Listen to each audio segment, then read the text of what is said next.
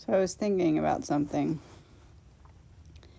If the goal is for this whole new world order rollout to eliminate the family unit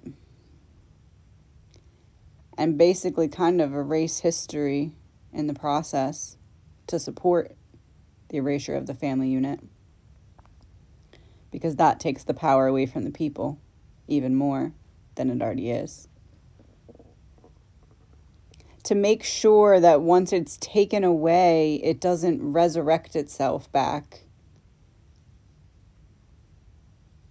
If you had one opportunity to pick one community from the United States to wipe out their hope, in hopes that the entire land would be too devastated to restore hope later when hope is lost from everyone and them again with whatever comes next. If you were going into something and you had to make sure that community, the sense of community, couldn't be restored after it was diminished,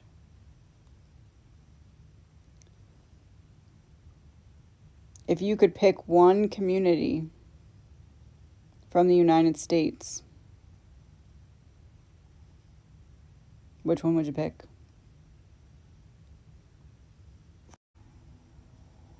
You said Hawaii, didn't you?